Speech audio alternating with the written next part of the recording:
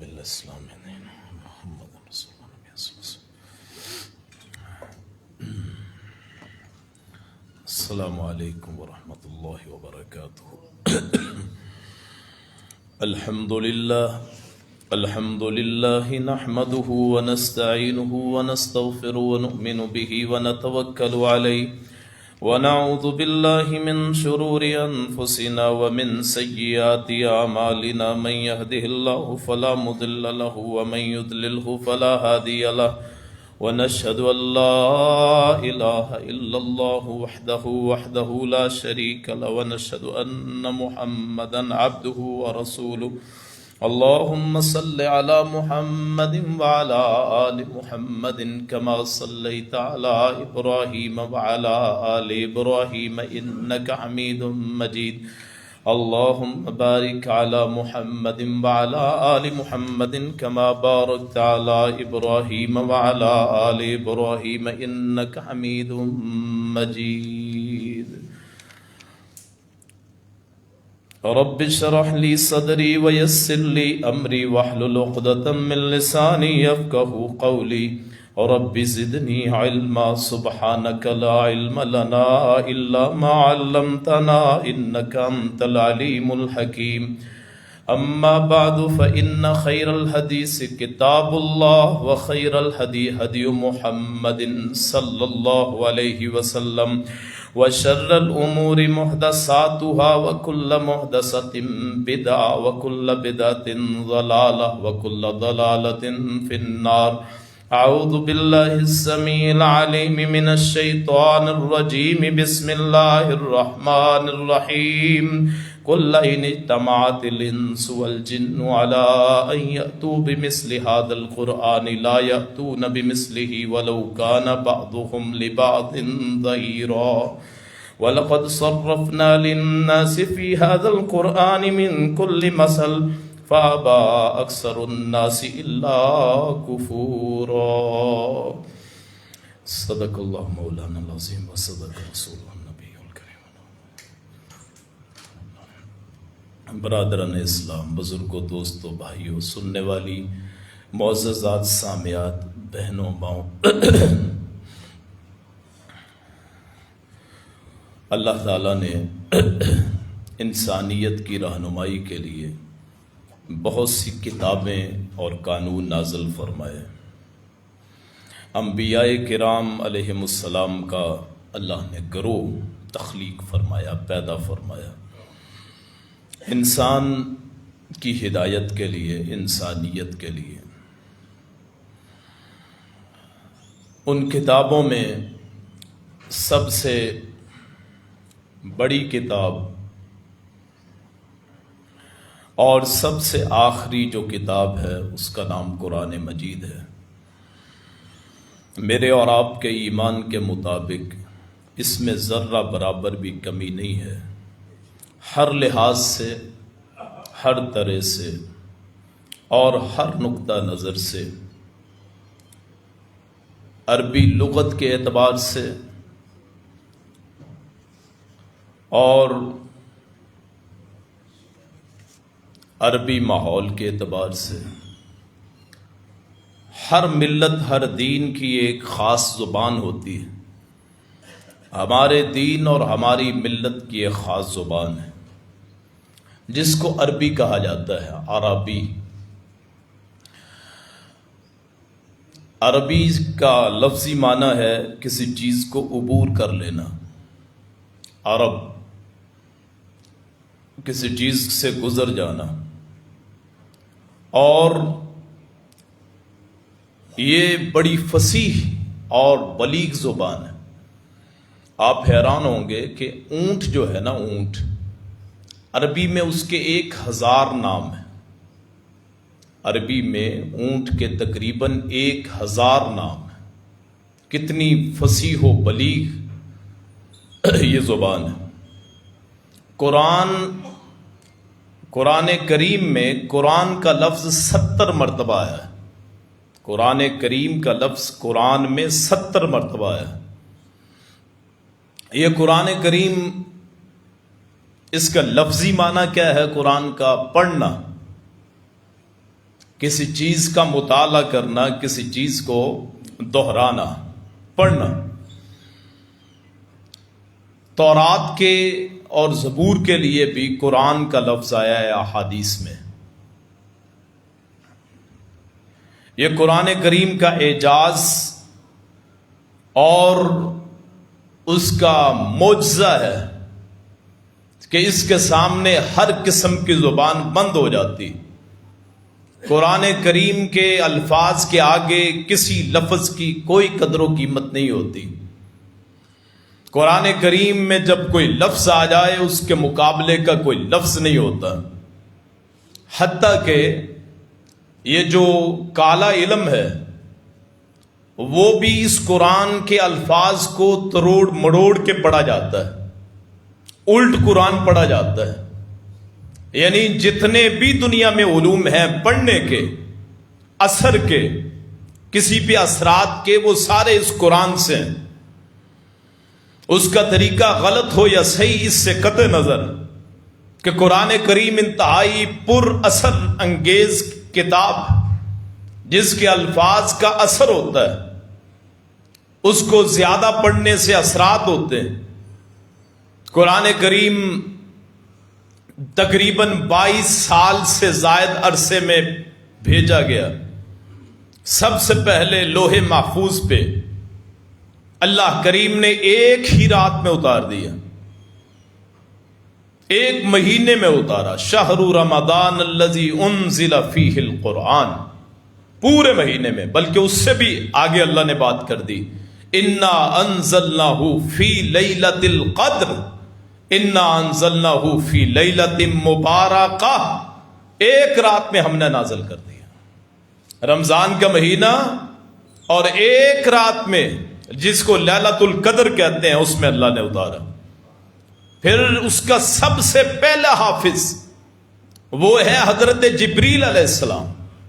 اللہ کریم سب سے پہلے اس کو لکھنے والے، اس کے متکلم، کلام کرنے والے، جو میں الفاظ آپ کے سامنے مثلا پڑھتا ہوں، بسم اللہ الرحمن الرحیم الحمدللہ رب العالمین، سب سے پہلے یہ لفظ اللہ کریم نے فرمائے، اللہ کی زبان سے نکلے، اللہ کی طرف سے ادا ہوئے، اور دوسرے پڑھنے والے حضرت جبریل امین علیہ الصلاۃ والسلام، اور تیسرے اس کے حافظ ہیں حضرت محمد الرسول اللہ صلی اللہ علیہ وسلم۔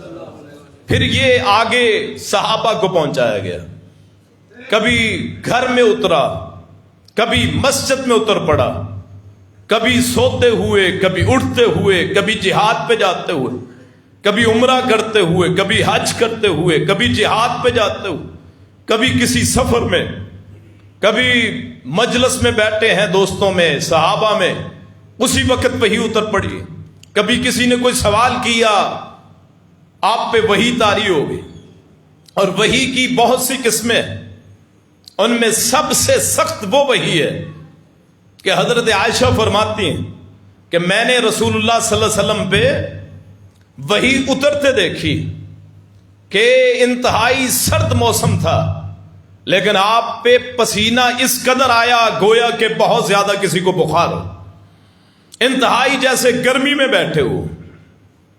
ایک صحابی فرماتے ہیں آپ پہ وحی آئی تو آپ کی کوہنی اور بازو میرے ٹانگ پہ تھا، تو مجھے خیال ہوا کہیں میری ٹانگ نہ ٹوٹ جائے، اتنا بوجھ ہو گیا۔ کبھی آپ کو یوں محسوس ہوتا ہے جیسے کوئی گھنٹی بجا رہا ہے، کبھی یوں محسوس ہوتا ہے جیسے کوئی زنجیر کھینچ رہا ہے، کبھی یوں محسوس ہوتا ہے جیسے آگے کوئی انسانی یا ایک ہیولا بیٹھا ہے، کوئی شکل بیٹھی، صحابہ کو تو نظر نہیں آتا تھا۔ کبھی ایسا ہوا کہ آپ کو وہ خیالات کی صورت میں آ گیا کہ نہ آپ پہ غنودگی طاری ہوئی، نہ آپ کو گھنٹی کی آواز آئی، نہ وہ زنجیر کے کھینچنے کی، تو آپ کو خیالات پیدا ہوئے۔ تو یہ وحی کی قسمیں مختلف احوال پہ، مختلف حالات پہ، اس میں معیشت بھی ہے، اس میں دفاع بھی ہے، اس میں آپ کی تجارت بھی ہے، اس میں آپ کا دین بھی ہے، آپ کی دنیا بھی ہے۔ اس کے آپ میں پیدائش بھی ہے. سورہ دہر پڑھے آپ کو سارے احوال ملیں گے. هل اتى على الانسان حين من الدهر لم يكن شيئا مذكورا. جب ہماری روحیں تھیں، وہ روحیں تھیں، اس کا بھی تذکرہ ہے. ایک مرتبہ کر لو جی جو کرنا ہے آپ نے.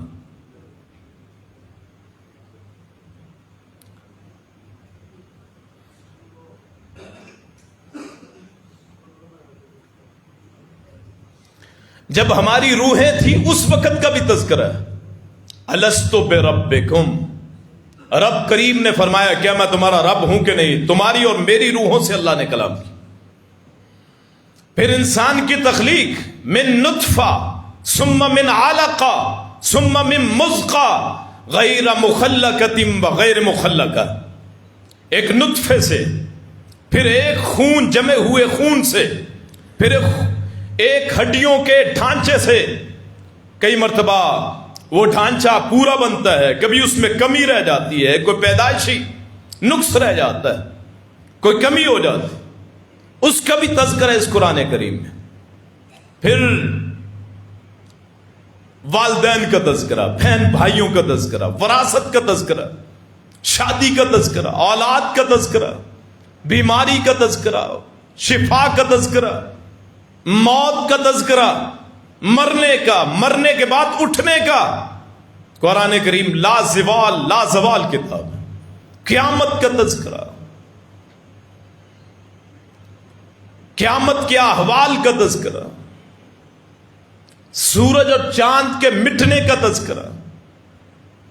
سورہ یاسین پڑھے تو سورہ یاسین میں بار بار اللہ کہتا آیت لہم الارض المیتہ احییناہا واخرجنا منہا حبا. ہم نے تمہارے لیے یہ ایک نشانی کے طور پہ زمین مردہ ہے. جیسے آج پانی کی ضرورت ہے، بارش کو ترستے ہیں سارے لوگ. اللہ کریم بارش برسائے ایسی جو نفع والی ہو، فائدہ مند ہو. رسول اللہ نے فرمایا صلی اللہ علیہ وسلم جب امام ممبر پہ کھڑا ہوتا ہے اس وقت سے لے کے نماز کے ختم ہونے تک، بعض روایت میں آتا ہے کہ شام تک ایسا ایک لمحہ ہوتا ہے جو اللہ سے دعا مانگو اللہ قبول کر لیتا ہے.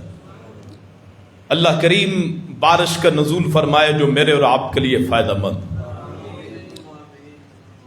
یہ بار بار اللہ تذکرہ کرتا آیت لہم الارض المیتہ احییناہا واخرجنا منہا حبا.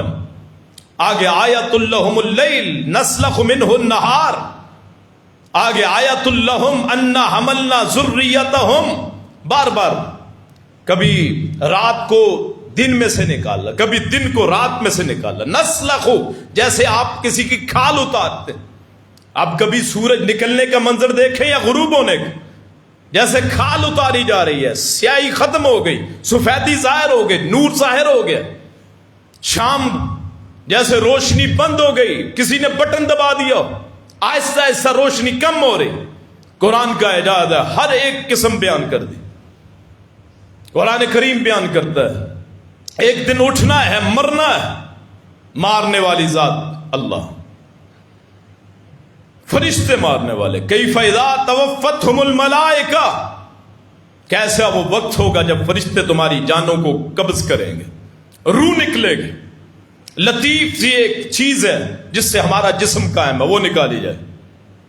اس کا بھی تذکرہ کر دیا. جو بندہ قرآن ترجمے سے پڑھتا ہے اس پہ حکمت و انوار ظاہر ہوتے ہیں، اس پہ نورانیت غالب ہوتی، اس پہ فرشتے اترتے ہیں. جو بندہ قرآن کو دھیان سے پڑھے، قرآن کو دل سے پڑھے، صرف سورتیں پڑھنے سے نہیں، ایک ایک آیت کو سمجھ کے پڑھنے سے. ایک ایک آیت. ایک صحابی ہیں اسید بن حضیر، انصاری صحابی. رات کا وقت ہے، سورہ بقرہ پڑھ رہے، ساتھ ایک جانور ہے، ساتھ بیٹا لیٹا ہوا، وہ قرات کر رہے ہیں نماز کی حالت میں، سورہ بقرہ پڑھ رہے. اللہ توفیق انہی کو دیتا ہے رات کی نماز کی جن سے اللہ محبت کرتا ہے. تہجد کی نماز بہت انتہائی قابل عزت ہے اللہ کے ہاں. حدیث پہلے بھی سناتے ہیں، آج بھی سناتے ہیں، شاید کوئی تہجد کا عامل بن جائے، عمل کرنے والا بن جائے. کہ رسول اللہ نے فرمایا صلی اللہ علیہ وسلم سب سے بڑی نماز جو ہے وہ خانہ کعبہ کی ہے، 1,00,000 نماز کا ثواب ہے۔ بیت المقدس 500 نماز کا ثواب ہے، ایک پڑھیں گے 500 نماز کا ثواب۔ مسجد نبوی 10,000، بعض روایت میں 1,000 نماز کا ثواب۔ میں رسول نے فرمایا جو بندہ اللہ کے راستے میں جاتا ہے، ایک نماز پڑھتا ہے، اللہ 20,00,000 نمازوں کا ثواب عطا فرماتا ہے۔ لیکن فرمایا اس سے بھی زیادہ مسجد اقصی، مسجد نبوی، مسجد حرام، اللہ کے راستے میں نماز پڑھنے سے بھی زیادہ ثواب کس کا ہے؟ رات کے اندھیرے میں فی جوف اللیل 2 رکعت رات کے اندھیرے میں پڑھنے سے سب سے زیادہ ثواب ملتا ہے۔ اس رات کی اندھیرے میں نماز پڑھ رہے ہیں، اسید بن حذیر انصاری صاحب، وہ جو 7 جانور ہے اچھلنے لگ گیا، جب چپ ہو جاتے وہ ساکت ہو جاتا، پھر پڑھتے پھر اچھلتا۔ بار بار ہوا، دل میں خوف ہوا کہیں بیٹے کو یہ کچھ کچل نہ دے، بیٹے کو یہ جانور کچل نہ دے۔ نماز ختم کی ہے، نماز ختم کر کے باہر دیکھتے ہیں کہ جیسے کوئی ٹوکرا ہے، اس ٹوکرے میں جیسے چراغ، وہ آہستہ آہستہ دیکھا کہ آسمان کی طرف جا رہا ہے۔ صبح اللہ کے رسول کے پاس آئے، پتہ نہیں تھا کیا ہے۔ اللہ کے حضور رات کو یہ واقعہ پیش آیا، اے صحابی وہ اللہ کے فرشتے تھے تو جو تیرا قرآن سننے آئے تھے، تیرے قرآن سننے کے لیے آسمان سے اللہ کے فرشتے آ گئے۔ اگر تو پڑھتا رہتا یہ لوگوں کے سامنے ظاہر ہو جاتے، مدینے والے ان فرشتوں کو دیکھ لیتے۔ تو قرآن جو بندہ دل سے پڑھتا ہے، تنہائی میں پڑھتا ہے، اللہ کی یاد میں پڑھتا ہے، اللہ کے فرشتے اس سے ملاقات کرتے ہیں، اس سے ملتے ہیں۔ آدمی پہ آپ اگر کبھی آپ کو یہ موقع ملے کہ آپ تہجد میں پڑھ رہے ہیں اللہ کا قرآن اور مطلب سمجھ کے پڑھ رہے ہیں، چونکہ یہ تو انصاری صحابی ان کو تو عربی آتی تھی، ہمیں عربی نہیں آتی، تو ہمیں قرآن سمجھ کے پڑھنا چاہیے۔ آپ چند آیات پڑھ لیں، نہ لمبی آیات پڑھیں لیکن سمجھ کے پڑھیں، تو آپ کو شاید یہ تجربہ کسی کو ہو، کسی آدمی کو، کہ اس پہ جیسے روب سا پڑ گیا ہے، کندھوں پہ بوجھ سا پڑ گیا ہے۔ دراصل وہ فرشتوں کی ملاقات ہوتی ہے جو بندے سے قرآن پڑھتے ہوئے ہوتی ہے۔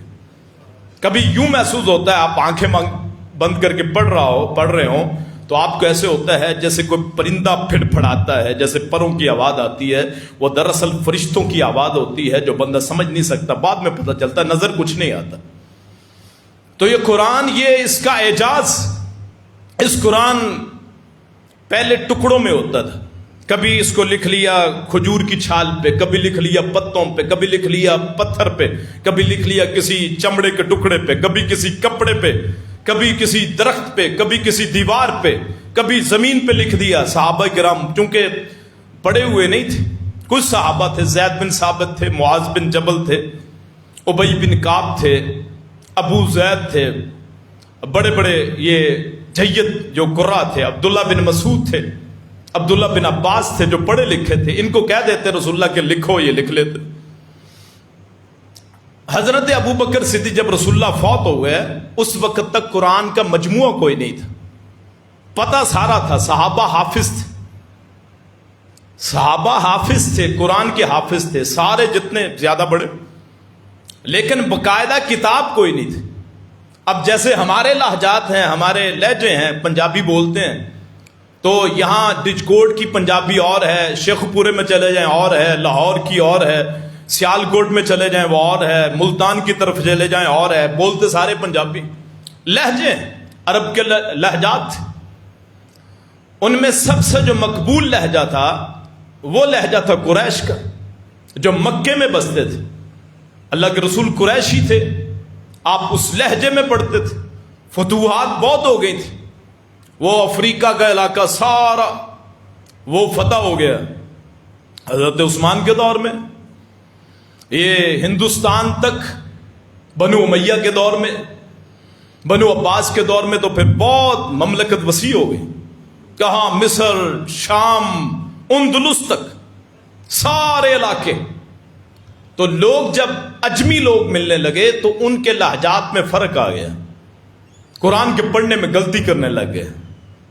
تو حضرت عمر نے پھر مشورہ دیا حضرت ابو بکر کو کہ یہ تو مسئلہ خراب ہو جائے گا، قرآن کے ابھی تو حافظ ہیں، صحابی ہیں، اور غزوہ موتا میں بہت صحابی شہید ہوئے. ایک گروہ آیا اللہ کے رسول کے دور میں کہ جی ہمیں کچھ استاد دیں پڑھنے کے لیے، تربیت کے لیے. تو آپ نے 70 قرا حافظ ان کے ساتھ کر دی. وہ 70 کے 70 انہوں نے مار دیے، شہید کر دی. تو حافظ کم ہو رہے تھے. غزوہ موتا کے بعد تو بہت کم ہو گئے تھے. تو پھر حضرت عمر کے کہنے پہ حضرت ابو بکر نے پھر وہ اکٹھے کرنے شروع کیے. وہ پھر قرآن کو پوری ترتیب کے ساتھ کر دیا جیسے یہ قرآن ہے. نقطے نہیں لگے ہوئے تھے، اعراب نہیں تھے. آپ پرانی عربی اگر آج سے پہلے کی کوئی مل جائے، حجاج بن یوسف سے پہلے کی، تو اس پہ نہ نکات تھے نہ اس پہ زیر زبر تھی. ہمارے لیے تو آسانی ہے، ہم اجمی لوگ ہیں، جس کو صرف نحو آتی ہے، عربی آتی ہے، وہ تو پڑھ سکتا ہے. عام بندے آپ حدیث کی کتابیں آج بھی دیکھیں تو ان پہ اعراب نہیں ہے، نقطے لگے ہوئے ہیں، اعراب نہیں ہے، آپ سمجھ ہی نہیں سکتے. جس کو صرف نحو آتی ہے وہ پڑھ سکتا ہے. اس لیے آپ نے بہت سارے لوگوں کو دیکھا ہوگا کہ وہ باقاعدہ انہوں نے صرف نحو نہیں پڑھی تو گمراہ ہو گئے. قرآن کی آیات اپنے مطابق پڑھتے رہے. آپ کسی استاد کے سامنے بیٹھیں گے، آپ کے اشکالات دور ہوں گے، پھر آپ کا عقیدہ درست ہوگا. یہ جو اتنے فرقے بنے ہیں ان کا مین مسئلہ یہی کہ ہر بندے نے دنیاوی علم حاصل کیا، دماغ تیز ہے، وہ پڑھنا شروع کر دیا. اب عربی عبارت پڑھنے کے لیے صرف نہ ہو سکتا اس کی اچھی ہو، لیکن اس میں اشکالات، کسی ایک آیت کسی ایک حدیث کی بنیاد پہ آپ دین نہیں بیان کر سکتے کہ میں نے ایک حدیث پڑھی ہے، ایک آیت پڑھی. پورا قرآن سمجھیں گے، پوری احادیث سامنے ہوں گی، پھر آپ کا مسلک بن سکتا ہے، آپ کا مطلب بن سکتا ہے، آپ کا عقیدہ بن سکتا ہے. تو اس دور میں بھی ایسا تھا. تو پھر حضرت ابو بکر نے وہ ساری آیات اکٹھی کی. پتا تھا، خود بھی حافظ تھے. پھر زید بن ثابت کو کہا، انصاری صحابی رضی اللہ عنہ، ان کو کہا کہ قرآن اکٹھا کریں. پھر انہوں نے قرآن اکٹھا کیا. وہ کہتے ہیں میں پہ ہر گھر میں گیا، جس آیت کے بارے میں 2 بندوں نے گواہی دے دی وہ صحابی تھے، تو اس کو میں نے ایڈ کر لیا، پھر سب کے سامنے پیش کیا، جس پہ اتفاق ہو گیا، جس کا آج مجموعہ یہ قرآن مجید جس کو ہم کہتے ہیں.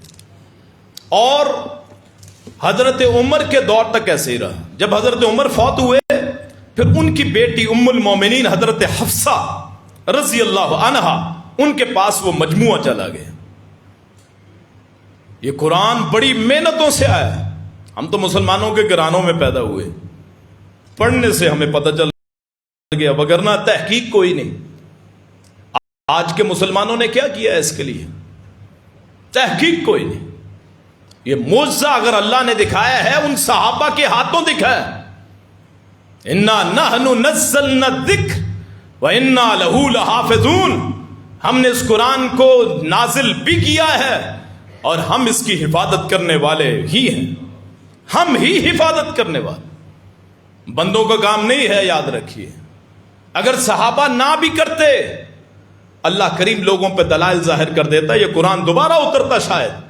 اگر محنت نہ ہوتی تو معاذ اللہ، میں یہ نہیں کہتا کہ یہ قرآن وہ نہیں ہے.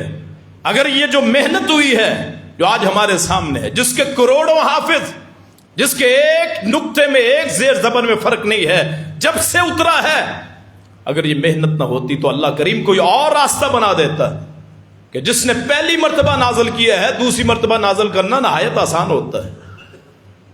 تو پھر حضرت حفصہ کے پاس، اس کے بعد حضرت عثمان کے دور میں بہت فتوحات ہوئی. عثمان کے دور میں تو انہوں نے پھر یہ مجموعے اکٹھے کیے، 7 اس کے نسخے بنائے، 7 نسخے پڑھے. ایک مین نسخہ اپنے پاس رکھا، اسے مصحف عثمانی کہتے ہیں، مصحف عثمانی. وہ آج بھی ترکی میں موجود ہے. حضرت عثمان کے لکھوایا ہوا وہ قرآن کریم، اللہ کی قسم ہے، اللہ کروڑوں رحمتیں نازل فرمائے ان بڑے بڑے صحابیوں پہ، حضرت عثمان امیر المومنین پہ، کہ یہ قرآن اور اس قرآن میں ذرہ برابر بھی فرق نہیں ہے. انہوں نے پھر وہ قرآن کی، اس وقت 7 بڑے صوبے تھے، عراق تھا، شام تھا، مصر تھا، حجاز تھا، فلاں علاقے تھے. ان میں پھر انہوں نے، ایران تھا، انہوں نے پھر 7 نسخے بھیجے. باقی جتنے نسخے تھے سب کو آگ لگا دی کہ اور کوئی نسخہ نہ پڑے. ہو سکتا ہے کوئی اٹھ کے کہہ دے یہ بھی قرآن. جیسے بعض لوگوں نے کہا جی کہ اہل بیت کے پاس علیحدہ قرآن تھا. یہ قرآن تو تم ہو نا جو پڑھتے ہو. ایک وہ قرآن تھا جو اللہ کریم نے حضرت رسول اللہ کو دیا اور انہوں نے اپنے گھر والوں کو دے دیا, وہ ان کے پاس محفوظ تھا. حضرت علی سے پوچھا بھی گیا, امیر المومنین آپ کے پاس کچھ ہے جو ہمارے پاس نہیں ہے؟ انہوں نے کہا ہمارے پاس اور کیا ہو سکتا ہے, ہمارے پاس ہاں ایک میری تلوار ہے, اس کی میان میں ایک صحیفہ ہے. پوچھا گیا اس صحیفے میں کیا ہے؟ انہوں نے فرمایا اس صحیفے میں, مولا علی فرماتے ہیں اس صحیفے میں دیت کے مسائل ہیں.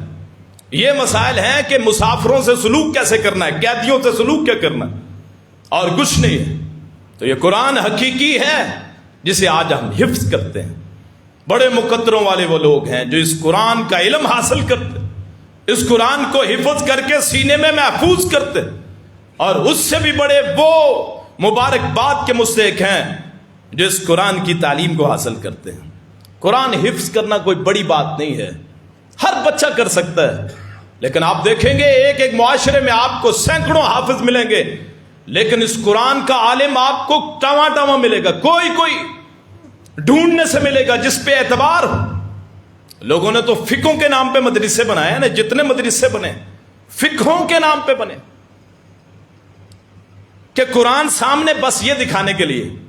پڑھاتے کیا ہیں؟ اپنے علوم, اپنی فقہیں, اپنے مدرسے, اپنے فتوے. قرآن کا علم نہیں, ترجمہ نہیں پڑھتے سنیں گے. آخری سال میں دورہ حدیث کرواتے ہیں, 6 سال 7 سال اپنے مسلک پہ رکھ. نماز کہاں سے لینی ہے میرا مفتی بتائے گا, میری فقہ کہے گی, ویسے ہی نماز پڑھنی. آپ دیکھیں کتنے اختلاف. یہاں ہاتھ باندھتے ہیں, کوئی یہاں تک ہاتھ اٹھاتا ہے, کوئی یہاں تک اٹھاتا ہے, کانوں کو ہاتھ لگاتے ہیں, کوئی سینے پہ ہاتھ باندھتا ہے, کوئی نیچے باندھ لیتا ہے, کوئی چھوڑ دیتا ہے. دین کو مذاق سمجھا ہوا ہے. اپنی اپنی فقہوں کے پیچھے چلتے ہیں اور نام قرآن کا لیتے ہیں, ختم قرآن کا نام سارے لیتے ہیں, ترجمہ نہیں پڑھاتے. اس وقت ترجمہ پڑھاتے ہیں جب وہ طالب علم کا ذہن اپنی فقہ پہ پختہ ہو جاتا ہے, اور پھر اس کے بعد اس میں کوتاہیاں نکالتے ہیں. قرآن کی آیت ہی خلاف کیوں نہ آ جائے, میں چیلنج کرتا ہوں. 20 ایسی آیات ہیں جو جتنے فرقے ہیں دنیا میں ان کے خلاف ہیں, لیکن کس لیے ان کا مطلب نہیں سمجھا جاتا کہ ہماری فقے کے خلاف, ہمارے فرقے کے خلاف ہے, ہمارے مذہب کے خلاف. یہ قرآن معجزہ ہے, زندہ معجزہ ہے, حیات ہے. بعض لوگوں نے اس میں لفظی تبدیلیاں کرنا چاہیے. اللہ کریم نے ایک ایک بچے کے سینے میں محفوظ کر دیا, کر نہ سکے. انہوں نے پھر کیا سوچا؟ انہوں نے کہا آپ کیا کر سکتے ہیں؟ انہوں نے کہا ایک ہی ہے کہ اس کے مطلب بگاڑ دو, اس کے معنی خود اپنے کر لو. وہ پتہ نہیں کیا کچھ نکالتے ہیں. میں کہنا نہیں چاہتا چونکہ کئی مکتبہ فکر کے لوگ ہوتے ہیں, پھر اعتراض ہوتا ہے. ایسی ایسی آیات ہیں جن کو تروڑ مروڑ کے پیش کیا جاتا, مطلب کہاں کی آیت کہاں لگا دیتا, ترجمے میں غلطی, لغت میں غلطی, تفسیر میں غلطی, اور اس کو نام کیا دیتے ہیں جی یہ قرآن ہے. تو قرآن کریم حضرت عثمان, انشاءاللہ اگلا جمعہ بھی اس پہ پڑھائیں گے. قرآن کریم حضرت عثمان نے پھر اس کو اکٹھا کر دیا. جتنے نسخے تھے سب کو آگ لگا دی, جتنے نسخے تھے. آج تو ہمارے گستاخی سمجھا جاتا ہے کہ قرآن کو آگ لگا دی, حالانکہ محفوظ رکھنے کے لیے بجائے اس کے کہ گلیوں میں ہو, بجائے اس کے کہ وہ نالیوں میں پڑے, بجائے اس کے کہ وہ پاؤں میں پڑے, کتنے اشتہارات ہیں ان پہ. نصر من اللہ, یہ سیاسی اشتہار کو دیکھ لیں, باقی ہر پارٹی لکھتی نصر من اللہ فتح قریب. انہیں یہ خوف کرنا چاہیے. یہ کہاں آتے ہیں آخر میں اشتہار؟ کیوں جی؟ اور جب یہ گرتے ہیں تو کہاں آتے ہیں؟ پاؤں میں. گناہ سارا اس امیدوار کے نام پہ جس کے نام پہ وہ اشتہار لکھا ہوتا ہے. کبھی کسی اشتہار پہ اللہ کا نام نہ لکھیں, کبھی کسی اشتہار پہ قرآن کی آیت نہ لکھیں. ہو سکتا ہے وہ کل کسی کے پاؤں میں پڑے اور آپ کے گلے پڑ جائے, قیامت کا دن ہو اللہ پکڑ کرے. اپنے آپ کو ان بے ادبی سے محفوظ رکھیں. قرآن کریم پھر دنیا میں انہوں نے عمل کر کے دکھایا.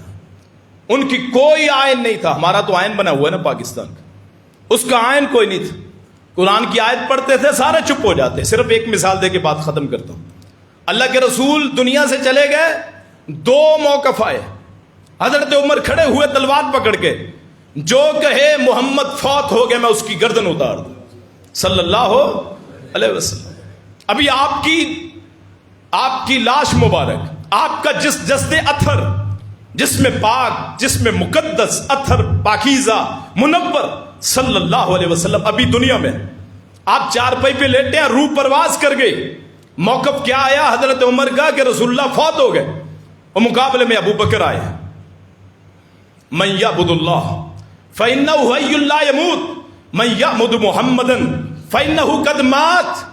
جو محمد کی عبادت کرتے تھے محمد تو فوت ہو گئے، اور جو اللہ کی عبادت کرتا ہے اللہ زندہ ہے، کبھی نہیں مرے گا۔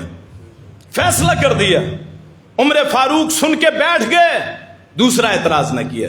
ہمارے سامنے کتنی آیات پڑھی جاتی ہیں، پھر بھی اپنے اپنے موقف رہتے ہیں، پھر بھی اپنے اپنے فرقے رہتے ہیں۔ اللہ کے واسطے اس قرآن کو چھوڑ دیجئے۔ اور آخر میں گزارش کروں گا، جنازے نکلتے ہیں سب کے، ایک منٹ بیٹھ جائیں، جنازے نکلتے ہیں سب کے، اس جنازوں پہ چادریں پڑی ہوتی ہیں۔ آپ کو پتہ چلے کسی فیکٹری میں اگر قرآن لکھا جا رہا ہے نا کسی کپڑے پہ، یا کوئی پہن کے آ جائے تو کہتے ہیں جی قرآن کی بے حرمتی ہوگی۔ کیوں جی ایسا ہی ہے؟ کیوں جی ڈچ کوڈ والو؟ ایسا ہی ہے نا کہ قرآن لکھا ہوا اگر کوئی لفظ یہاں شرمگاہ پہ آ جائے، شلوار پہ مثلا کوئی لکھے، تو آپ اس کو جلا دیں گے، ختم کر دیں گے۔ لیکن یہ کس قدر بے حرمتی ہے کہ مردوں پہ قرآنی آیات کی چادریں، اور کسی مسجد سے آواز نہیں آتی۔ کیوں؟ ان کی فیکٹریاں بنی ہوئی ہیں۔ آپ احتجاج کریں ان باتوں پہ۔ بہت بڑی قرآن کی توہین ہے کہ کسی مردے پہ قرآن کی آیات لکھ دی جائے، اس کی شرمگاہ پہ بھی آتے ہیں، کل لکھا ہوا ہے، اللہ کا خوف کرے۔ اور آخر میں مسجد کے لیے وہ ایک اے سی ماشاءاللہ آ گیا ہے، تو ایک کی اور ضرورت ہے، تقریباً یہ 58,000 اکٹھے ہوئے تھے۔